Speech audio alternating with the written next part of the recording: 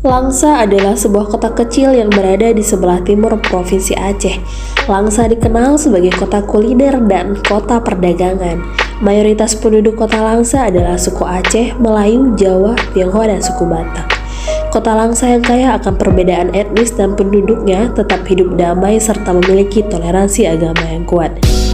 Di Langsa ada dua universitas besar yang berdiri berdampingan, yaitu Universitas Samudra atau UNSAM dan IAIN Zawiyah Cotkala atau lebih dikenal dengan IAIN Cotkala atau IAIN Langsa.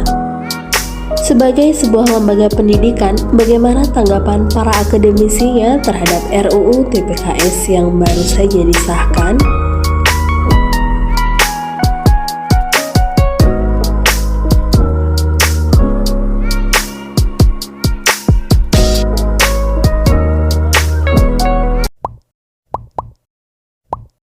Hai, assalamualaikum. Sekarang saya lagi ada di IAIN Langsa, tepatnya di Fakultas Syariah. Yuk kita intip ke dalam. Kira-kira apa sih tanggapan dari dosen maupun mahasiswa terkait disahkannya RUU TPKS? Oke, semua.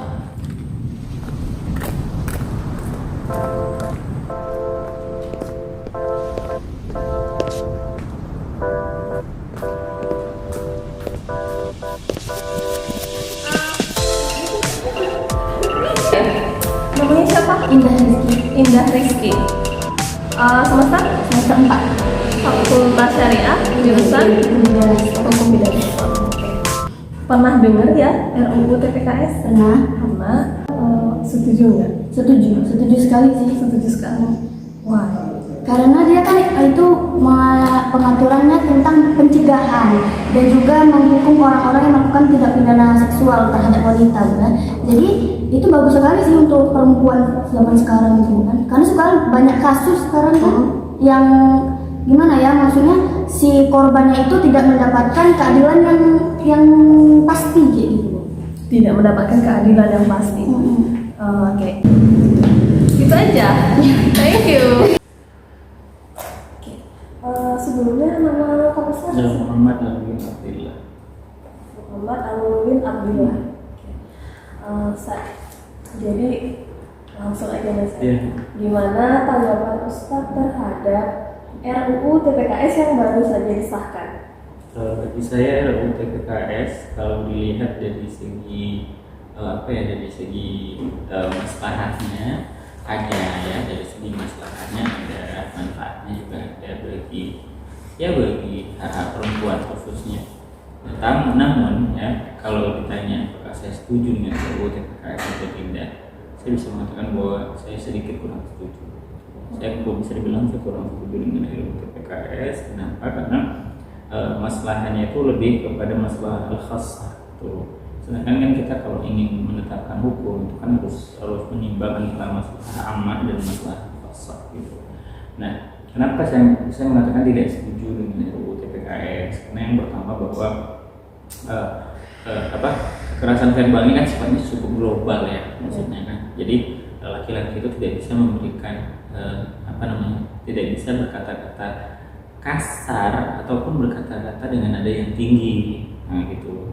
Bukan kasar sih sebenarnya. Saya bukan mengatakan saya tidak berarti saya tidak pro dengan hak perempuan. Justru lebih kepada lebih kepada bahwa di dalam Islam itu sendiri kan suami diberikan hakus saytorah ya. Hakus saytorah itu artinya hak untuk mendominasi dan memantau serta mengontrol aktivitas istrinya. Nah, dia punya kewajiban untuk mengontrol memberikan rekomendasi, izin dan sebagainya. Jadi ada hak suami ya di dalam fikih. Jadi yang pastinya didiskusikan terlebih dahulu di antara kedua belah pihak. Nah, namun kan ada masa-masa di mana terkadang perempuan itu nusyuz, ketika dia diberikan a freedom of choice, kemudian a freedom to work, misalnya suaminya memberikan kebebasan untuk bekerja, kebebasan untuk memilih. Dan terkadang ada kasus-kasus di mana perempuan akan cenderung cenderung nusyuz. Nusyuz itu maksudnya dia cenderung mengabaikan kewajibannya atau alpa dengan dengan apa yang seharusnya dia lakukan, sibuk, terlalu sibuk dan sebagainya. Dalam kondisi-kondisi ini maka suami itu diberikan diberikan hak untuk mengontrol, untuk sedikit ngepres. Nah, sedikit ngepres. Maka saya tidak setuju juga dengan pukulan, walaupun pukulan itu ada dalam pukulan kan. Di dalam Al-Quran itu kan ada perintah kalau istri musus itu pukulan, walaupun menurut banyak interpretator ataupun menurut ulama tafsir kan makna pukul di sini kan artinya pukul dengan perasaan atau pukulan mereka dengan pukulan mendidih. Tapi kebanyakan ulama lebih berpendapat ya kalau bisa jangan dipukul ya jangan.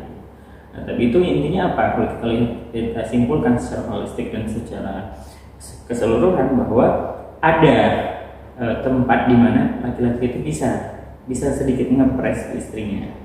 Ada spot-spot di mana suami itu bisa mengarahkan istrinya, ibaratnya guiding. Maksudnya terkadang guiding itu kan butuh sedikit kata-kata yang sedikit mungkin mengena, walaupun mungkin bukan sedikit kasar, saya katakan mengena, mungkin itu sudah kasar bagi perempuan atau nadanya sedikit tinggi. Seperti itu. Jadi kalau diberlakukan RUU TPKS ini, saya takutkan bahwa kita akan seperti Amerika, gitu. Kita akan seperti Eropa. Kenapa? Karena tingkat perkawinan yang berhasil itu kan sedikit sekali ya. Nah, kalau saya lihat ya, saya pernah melihat sebuah reality show Amerika di mana perceraian itu sering sekali terjadi karena hal-hal yang sepele. Teramat sepele. Itulah teramat sepele, maksudnya teramat sepele. Seperti misalnya saya kasih contoh suami itu tidak mau minum kopi karena dia nggak suka kopi, sedangkan istrinya mania kopi. Ini kan hal-hal yang seperti itu. I'm not your mate, I'm your wife. Saya bukan membantu kamu, saya istri kamu. Nah, seperti itu. Jadi there is no limitation, there is no rule, there is no law between us. Jadi begitu saya lihat. Nah, kalau saya lihat ke India, saya lihat India adalah negara yang kalau saya lihat termasuk yang perkawinannya awet. Yang negara Asia bukan negara di dunia yang perkawinannya itu awet. India itu kan salah satu negara yang perempuannya itu didiskriminasi. Oke, nah inilah saya pengen katakan bahwa kita nggak ngomong masalah diskriminasinya, tapi ada nilai-nilai religius yang mereka tetap jaga. Nah, itu yang membuat saya salut. Bahkan even aktris-aktrisnya yang udah punya miliaran rupiah, triliunan rupiah masih jaga nilai-nilai itu. Nah, kalau saya lihat ya bahwa dalam nilai-nilai agama mereka bahwa mirip pati, mirip kismet. Suamiku adalah takdirku. Nah, itu kan suamiku adalah Tuhanku kan gitu. Nah, itu yang mereka pegang. Nah, saya nggak membenarkan bahwa India itu dari segi kekerasan, tapi saya melihat bahwa mereka itu karena mereka berpegang teguh dengan nilai norma-norma agama yang mereka punya. Mereka mencoba mempertahankan perkawinan, ya kan? Mereka mencoba mempertahankan perkawinan sehingga saya lihat ya di balik kekerasan tadi, di balik kekerasan ada stabilitas rumah tangga yang saya temukan.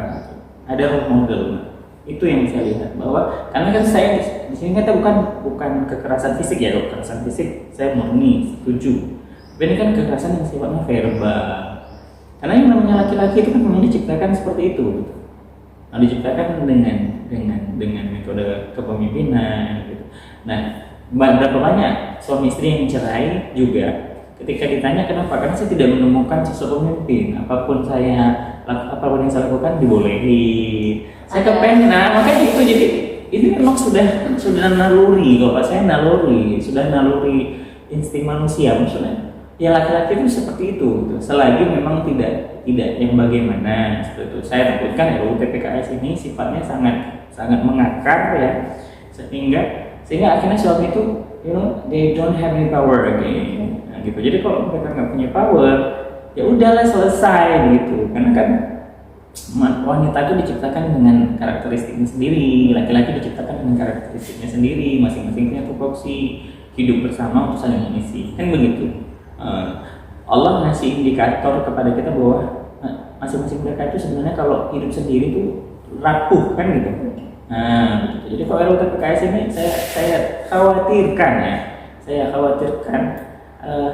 tingkat perceraian itu tinggi. Contoh di film India saya contoh ada satu film yang judulnya Tapat ya. Nah, itu kontroversi dan fenomena tentang cerita seorang perempuan yang sekali tampar tapi minta cerai. Nah, dia cuma sekali ditampar istri suaminya, tapi dia minta cerai dan akhirnya bercerai. Nah, seperti itu. Dan masalahnya film itu nggak diapresiasi sama perempuan India. Nggak diapresiasi dengan perempuan India. Maksudnya nggak, perempuan India itu nggak mengapresiasi. Dan kalau saya sendiri sih nggak mengapresiasi karena dalam alur film itu mereka tuh bahagia, bahagia sekali pun dari segi ekonomi, cinta. Cuman pada satu hal dan itu pun menurut saya bukan kesalahan dari si suami 100% ya, karena Suaminya marah. Enggak, jadi suaminya itu marah dengan orang.